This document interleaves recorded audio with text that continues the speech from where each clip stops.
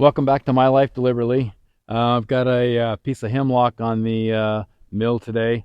This was a piece of the most dangerous tree on my property that I cut down recently. That's in another video if you want to check that out.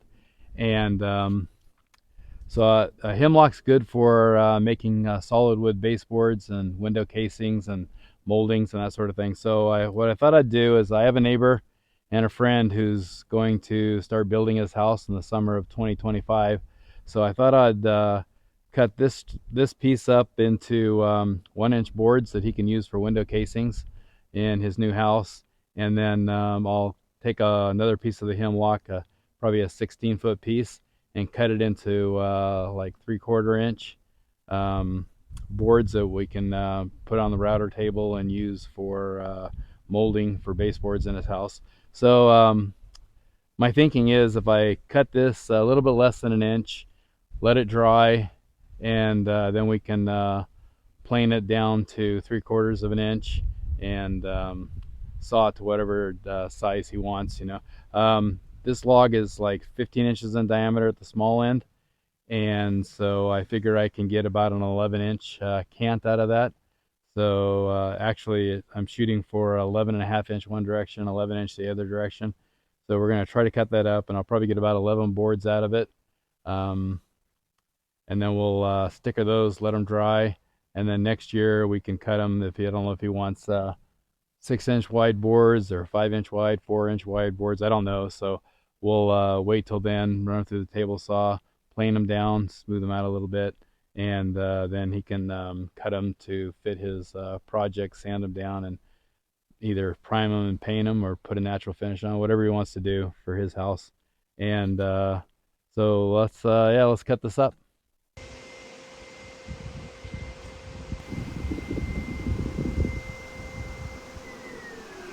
Alright, so this log is bigger on the front end than it is on the back end here. And what I've done is I've drawn out the size of the cant with some lines on the back end here. And so I'm kind of using the PowerLift to help me here. So what I'm doing is I'm bringing the mill down to the end, and then I use the PowerLift to go down to bring the blade down to that line.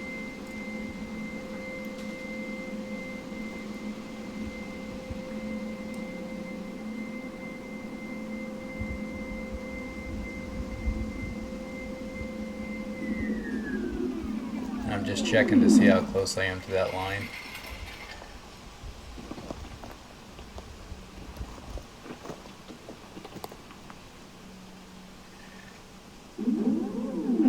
And I make just a little adjustment. And when I'm satisfied that I'm really close to the line or on the line, then what I do is I set it to, I zero the PowerLift out.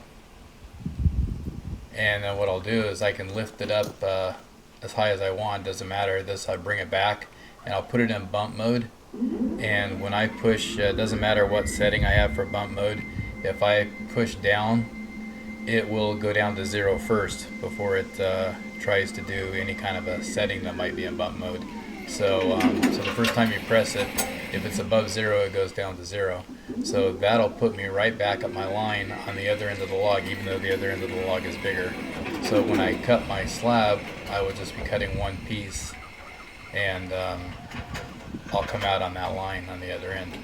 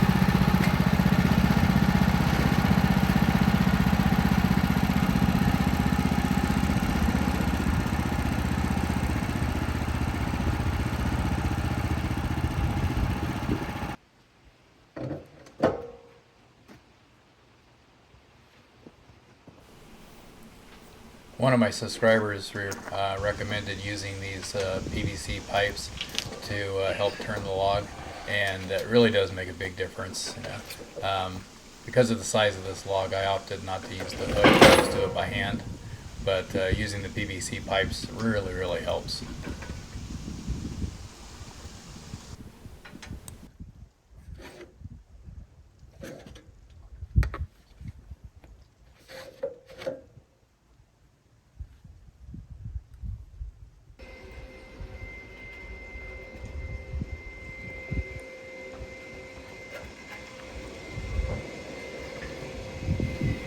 Just doing the same thing here again, bringing the saw down to the other end of the log, lowering the blade down until I'm on that line, setting 0, and then bringing the saw back to the other end, putting it in bump mode and just pressing down to go back down to 0.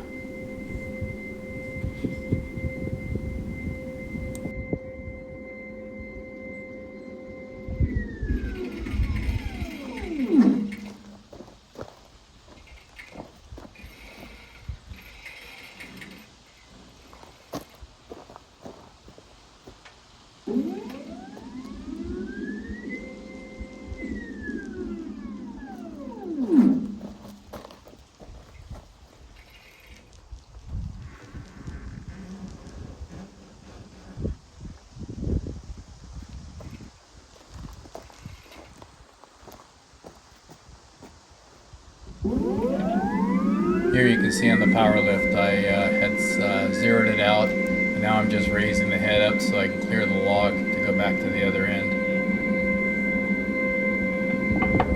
And I think on this one I moved it up about 5 inches.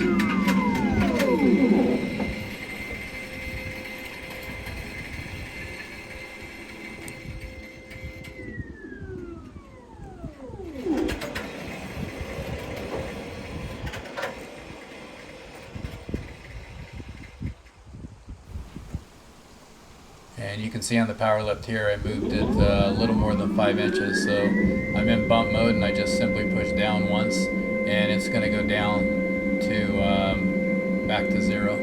So it'll be the 5 inches, and just go right down those 5 inches and I'll be back to 0.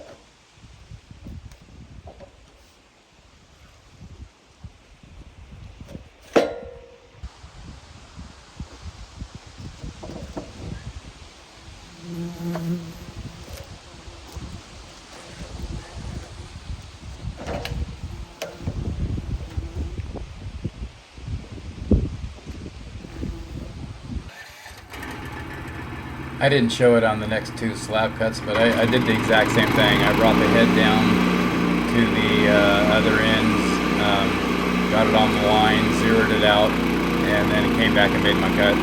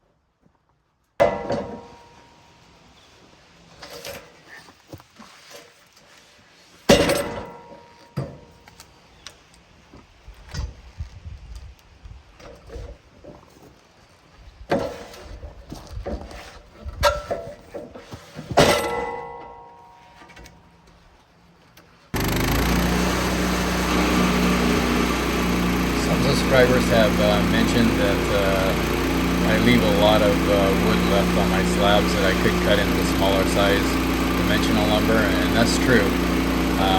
But I do have a reason why I do that, and if you want to see what I do with my slabs, check out at the end of this video. I'll put a link on the screen to show you what I do with those slabs.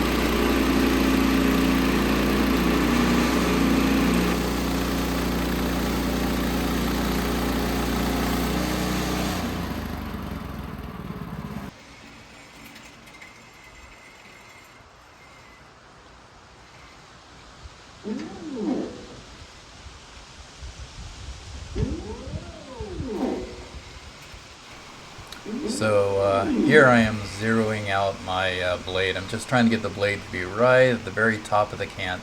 And then I'll take the PowerLift and I'll click the 0 to zero it out, and then I can go into bump mode, and I'll have a setting there for 1 inch on the bump mode, and then from then on I can simply just push the bump down 1 inch and go down. See, I've got the bump, it's set for 1 inch, and so I just push the down, it'll go down 1 inch.